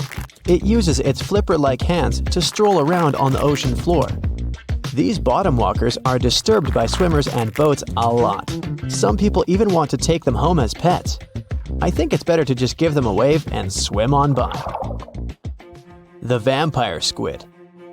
Its species name is Vampiroteuthis infernalis, which translates to vampire squid from hell.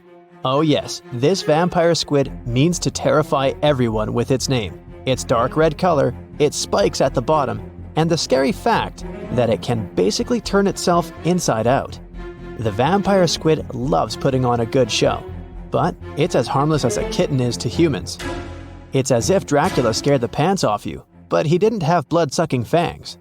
The vampire squid feeds on food particles from plants and animal matter floating near the ocean's surface. Since they're not predators, they need good defensive strategies, and their vampiric look is designed to ward off large creatures who want to eat them. Turning themselves inside out is a defensive mechanism since the spiky areas in the inner skin are more intimidating. They also shoot out a substance that does not have color, but is packed with bioluminescent particles to distract predators. The vaquita. Going out on a boat off the coast of Mexico sounds like the perfect vacation. The sun, the blue water, the most endangered sea creature. Wait, what? The vaquita isn't dangerous, but don't expect it to stick around to say hello or sign any autographs. It's incredibly shy. This little cow, that's what it means in Spanish, is one tiny sea mammal. With those black markings around its eyes, it looks more like a sea panda to me. Seeing one should make you feel very special. They're on the brink of extinction, mostly because they got caught by accident in fishing nets. It's estimated that there's only 10 left in the wild. The blue dragon. This little creature looks like something out of a kid's fantasy movie. It's called the blue glaucus, casually referred to as the blue dragon or blue angel. It can be found in many places, the Atlantic, Pacific, and Indian Oceans. It's kind of a mollusk and it only grows to be about an inch long. What you think is the back is actually the mollusk's bright underbelly. It regularly floats on its back so that its blue colors help it camouflage with the water's waves. The blue dragon isn't just pretty, it's also smart. It usually feasts on Portuguese man-o'-wars, also known as Physalia physalis. The blue dragon stores their stinging cells for later use, in essence, stealing their defensive mechanisms. When the blue dragon is threatened, it releases those stinging cells it stored, directing them at an enemy to sting them with more power than the Portuguese man-o'-war would have been capable of.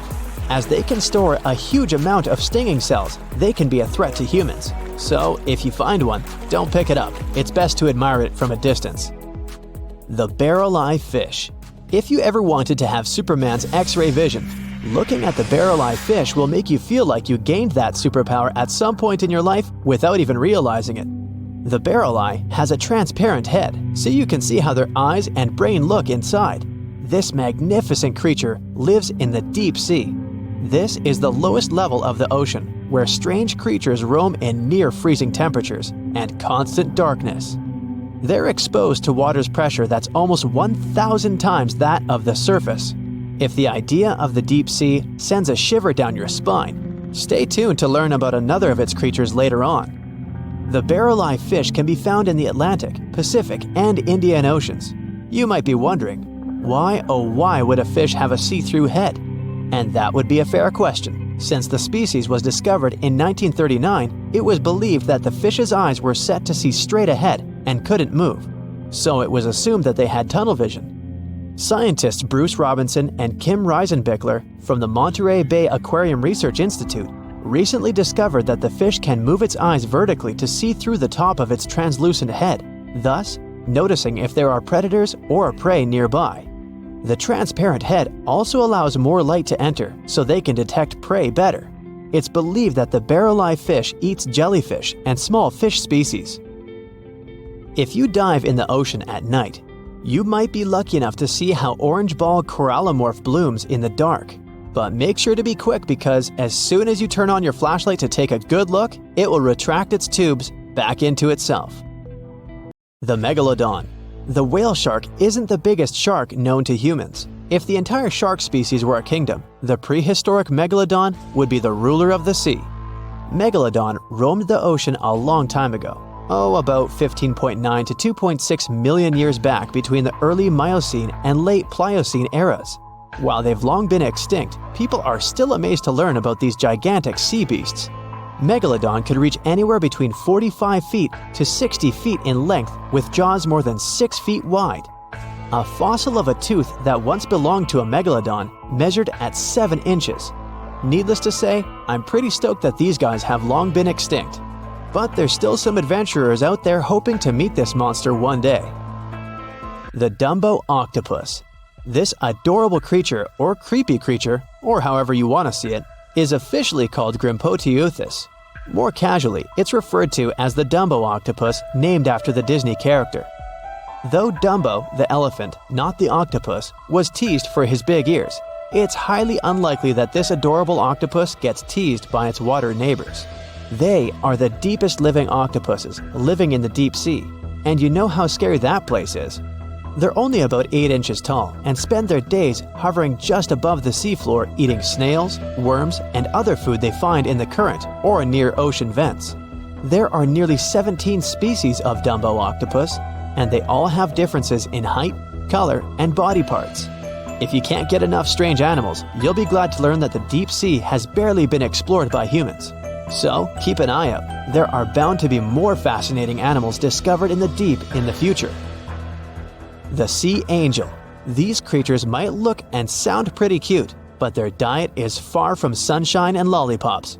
Their favorite food are sea butterflies.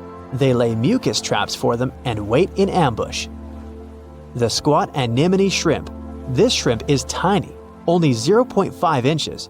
It's also known as a dancer shrimp because of its peculiar behavior. When agitated, It raises its bottom above its head and does a little dance. Divers also say it readily jumps on their hands and cleans them. The coconut crab. This guy may look pretty creepy, especially when the sun goes down. Mature coconut crabs are around 3 feet in length. Their preferred foods are coconuts, but they can also hunt down lizards and even large birds. The slender snipe eel. Slender snipe eel is a slim and long creature that's still a mystery for marine scientists. It's 4 feet long and it has at least 750 bones in its spine, which is much more than any other animal in the world. The sea pen.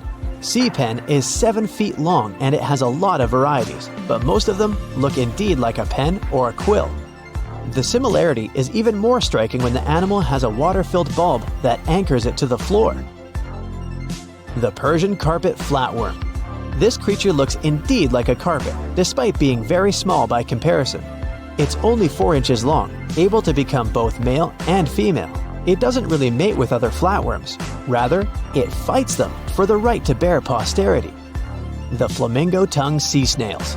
Tourists love these extraordinary snails for their pretty colors, thinking it's a shell, but in fact, the shell is quite dull and hidden underneath colorful soft tissues.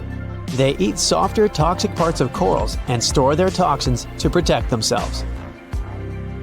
Well, hey there! We dive back in time and into the oceans over 500 million years ago, just, because we can.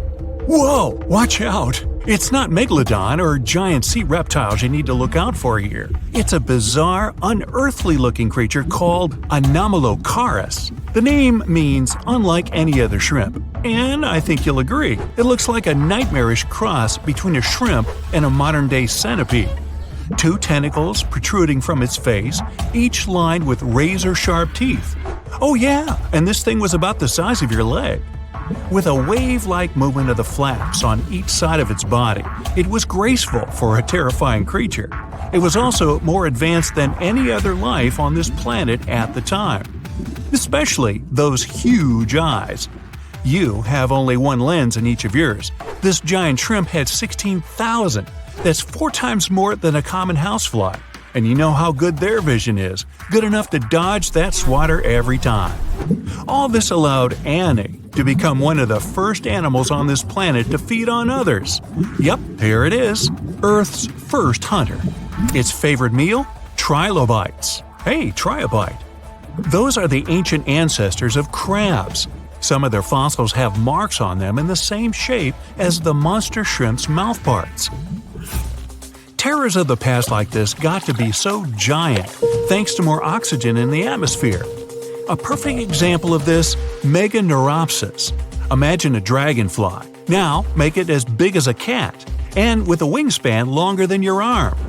Megan, the monster-sized dragonfly, could easily grab other insects or even small animals, and she ruled the air with quick movements. Back then, there were still no large birds or other airborne enemies for this behemoth bug, so it was safe and free to grow as large as this planet would allow. Piranhas of the past were also jumbo-sized. Mega piranha was about 3 times the size of the river terrors we have today. Its bite force was about the same as a tiger's, and those striped kitties bite down 2 times harder than lions. That means it probably not only dined on other fish and any land creatures that, got too close to the water, but it could also easily crunch down on large turtles and other unlucky shelled creatures. And fun fact, modern-day piranhas bark like dogs when they're about to enter a confrontation. It actually sounds more like a frog's ribbit. But makes you wonder, what did this mega-sized ancient cousin sound like? A bear roaring? How about giant sea scorpions the size of your bed? Go back about 460 million years and you'd see them swimming under you. And watch out for that tail. Scientists still don't know if these creatures could use it to inject venom like your standard land scorpion. But something tells me I wouldn't want that thing anywhere near me. Then there's this guy, Therizinosaurus. Terry looks sort of like a goose with long arms. Oh, and did I mention this goose dino is about 2 stories tall and longer than a bus? Yow! Its arms make the T-Rexes look even more bite-sized, each 8 feet long, almost triple the length of T-Rexes. And on the end, razor-sharp claws the size of your whole arm. Now, don't worry about those lengthy claws too much, though. Terry probably used them to cut through giant termite nests. So, this huge reptilian goose was more interested in eating bugs and plants. Another mega monster for you, Megatherium. The giant ground sloth could look a giraffe straight in the eye and weighed as much as a hippo. It moved mainly on its hind legs and used its massive tail as support. He had huge paws with colossal knife-sized claws. The sloth could use them to defend itself from enemies and to bend tree branches in search of food. But the biggest danger to the giant ground sloth wasn't dinosaurs or saber-toothed tigers. It was our own species. Yep, humans showed up just in time to meet this fellow and to, eat him up. Titanoboa was a terrifying 50-foot snake, as long as the great megalodon itself. It was also more than 2 times heavier than the heavyweight champion among snakes today, the green anaconda. Crocodiles were a regular on this serpent's menu. Titanoboa could swim 3 times faster than the fastest Olympic swimmer our species has ever seen. It was quicker and more dangerous in the water than outside it.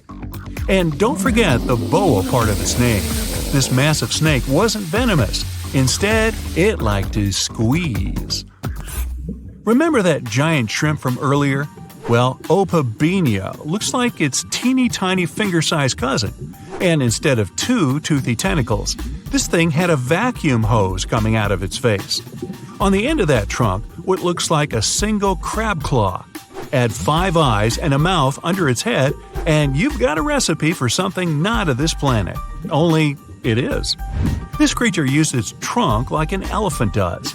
Its claw grabbed food from the bottom of the ocean and brought it up to its mouth. This thing is so weird-looking that, apparently, when the scientist who discovered it presented his findings to an audience, they all laughed as if he were joking. Now, a real-life monster, the Tully monster. From a distance, it looks a bit like Nessie, that long neck and teeth-lined jaws. But get closer, and you'll see it's more like a long nose with a mouth attached at the end, like a mosquito. Its eyes are further back, sticking out of tubes all snail-like. Tully was an ancient mollusk, about the size of your forearm. It probably dined on jellyfish and shrimp 300 million years ago. Thylacus smilus will put a smile on your face as long as you don't get too close. No, it's not a relative of the saber-toothed tiger. It was a marsupial, making it more related to a kangaroo than anything. And if you compare them to body size, its fangs were actually longer than a saber-toothed tiger's. And they grew continuously. As for that beard on its chin, that's actually all chin. The lower jawbone grew down to a point under the mouth. Those fangs were rooted to the skull, going way back to its eyes.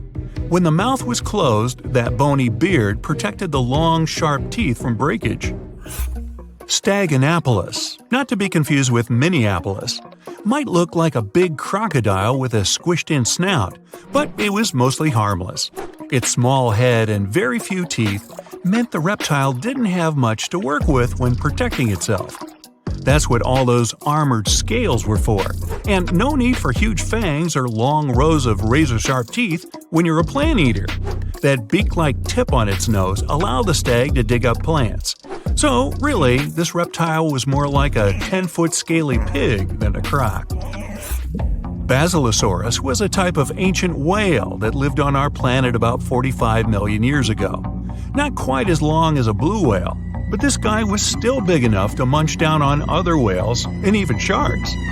Some people believe these monsters could still exist today. Eyewitnesses claim to have seen a giant sea dragon, and Basilosaurus fits the description. Plus, 90% of our oceans are unexplored. There's plenty of space to hide a sea monster. But scientists haven't found any fossils of this ancient whale younger than 3.7 million years. So, this myth is busted. Stegosaurus is one of the most recognizable dinosaurs that ever lived. It can easily be distinguished by those huge spikes on its tail and the bony plates on its back. It was twice as long as a giraffe and nearly 5 times heavier. But compared to its body size, it had the world's smallest brain. It was no larger than a dog's. Pelagornis had the largest wingspan of any bird ever discovered. It was twice the size of the largest bird today, the wandering albatross. Such huge wings made it hard for the bird to take off. It could only do so by jumping off cliffs. And when it finally spread its wings, this giant could only go about 40 miles per hour. The fastest bird today can reach speeds 5 times that. Think you know what lurks in the depths of the ocean? While nearly 95% of our oceans haven't been explored yet, it's hard not to let your imagination run wild. But thanks to brave explorers, deep-sea cameras, and awesome archaeologists, we do know about some pretty incredible sea creatures living in our waters today, and millions of years ago. From the 9-foot spider crab to the 60-foot prehistoric megalodon, these sea dwellers come in all shapes and sizes. But let's focus on sea creatures famous for their huge size. Can you guess which living species of whale is the largest? Well, it's not the orca, but that's a good guess. The orca is a toothed whale that can grow to anywhere from 23 feet to 32 feet, which is slightly smaller than a school bus. How about the narwhal? Nope, they're not the biggest either. These unicorns of the sea live mainly in Arctic waters and only grow 13 feet to 20 feet in length, and that's including their 9-foot tusk. Tired of guessing? Okay, I give in. The largest whale that still exists today is the blue whale. At a jaw-dropping 82 feet to 105 feet, the blue whale is not only the biggest whale we know of, but is currently the largest animal to have ever lived on Earth. Seriously. These animals are bigger than a T-Rex, and even the prehistoric megalodon. If you were to put a blue whale next to a school bus, it would look like it could swallow it. Think about that. According to National Geographic, a blue whale's tongue can weigh the same as an elephant. And their hearts can weigh as much as a car. That doesn't even sound possible. It's no wonder these giants need to eat about 4 tons of krill every day. While there aren't too many animals living today that can compete with the blue whale's epic proportions, there is an entirely different species that is a good contender, and it's not quite what you would expect. It's a jellyfish. No, I'm not talking about the little jellyfish that wash up on the shore and ruin a perfectly good day at the beach. I'm referring to the lion's mane jellyfish, the biggest jellyfish around. This invertebrate can grow up to 120 feet long. They also come in different gorgeous colors like red, purple, or even shades of orange. As if their length wasn't impressive, the lion's mane jellyfish boast a whopping 8 sets of 70 to 150 tentacles. That means they can have up to 1,200 in total. And here's the giant oceanic manta ray, the largest type of ray in the world. Their wingspan can be longer than a bus. These guys can reach 30 feet in length. They also have the biggest brain compared to body size among all fish. Unlike their stingray cousins, mantas don't have venomous tails. And while the lion's mane jellyfish and the blue whale are yet to be beaten for the longest sea creature, there is one marine creature that can grow even larger in length. The Portuguese Physalia physalis, tentacles and all, can reach a length of 165 feet long, and that's according to mentalfloss.com. While this thing may look a lot like a jellyfish, it's actually known as a siphonophore, and there are hundreds and sometimes thousands of them that are genetically identical. Their long tentacles help the organism catch prey, and its sting is fatal to most animals, even humans in some cases. What's even creepier is that if one of the tentacles comes off the organism for whatever reason, it can float around the water for days before decomposing. Even if it's detached, this tentacle can still sting you. But don't go running out of the ocean just yet. Your chances of being hurt by a Portuguese Physalia physalis sting are pretty slim. However, if you do get stung, The side effects aren't pretty, with welts, stomach cramps, an elevated heart rate, and an upset stomach. While you don't want to go anywhere near these long creatures, they sure are pretty to look at. Check out all those colors. The Shastasaurus is the biggest marine reptile that has ever existed. These predators lived during the late Triassic period, about 210 million years ago. These amazing giants could reach lengths of up to 69 feet and weighed more than 75 tons. This made the Shastasaurus as heavy as a blue whale. And if you could stand this creature up vertically, it'd be as tall as a 7-story building. Despite appearances, the Shastasaurus was actually pretty slim for its size. Its ribcage was only 6 feet across. You'd think that this big guy was chowing down on other dinosaurs, but that's not the case at all. This reptile survived on a diet that consisted of small fish and cephalopods, like octopuses and squids.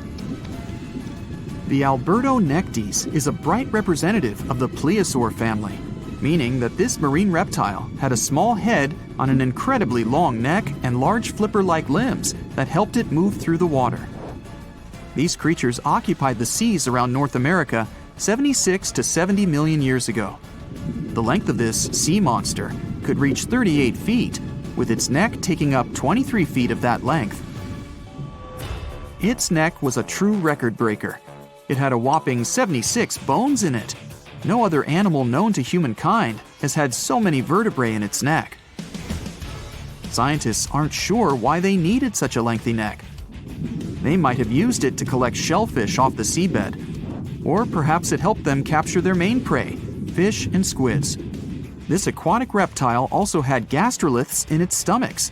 Some of them were as big as 5.5 inches in diameter. The Tylosaurus belonged to the Mosasaur family. It dominated the shallow seas of North America about 85 to 80 million years ago. This was an enormous predator, with the biggest representatives reaching 45 feet in length. It had a narrow hydrodynamic body with a blunt, powerful head that the animal used to ram and stun its prey. Its body was equipped with agile flippers and a long tail decorated with a maneuverable fin. The Tylosaurus was a carnivore, and its diet included not only fish, turtles, and small sharks, but also other mosasaurs, plesiosaurs, and flightless birds. Meet Ophthalmosaurus. This prehistoric reptile thrived during the late Jurassic period and lived in oceans all over the world. Ophthalmosaurus weighed somewhere around 6,000 pounds and grew to approximately 16 feet long, according to newdinosaurs.com. That's about the same length as the beluga whale that exists today. It's too bad these guys went extinct before we had a chance to see them ourselves, as their cartoonish wide eyes and dolphin-like features are pretty darn cute. Of course, the Ophthalmosaurus evolved over time to become ophthalmologists, or eye doctors that we know today. No, that's just a lie. Just testing you. The Mosasaurus is a truly gigantic predator that dominated the seas all over the world about 66 million years ago. According to fossil evidence, some specimens could be more than 50 feet in length. This fact makes the Mosasaurus the biggest marine carnivore of its time. One of the most terrifying things about this creature was its crocodile-like head, decorated with literally hundreds of razor-sharp teeth, neatly organized in 2 rows on both jaws. The thing is that it was pretty challenging for the Mosasaurus to grab its prey in the water. That's why it had all these teeth, plus something special: pterygoid teeth anchored to the bones on the roof of its mouth. This made hunting and holding onto its prey much easier. The Styxosaurus belonged to the plesiosaur family and lived during the late Cretaceous period, around 85 to 70 million years ago. Upon first glance at this dinosaur, you might mistake it for a sea snake, and it'd be an honest mistake. Styx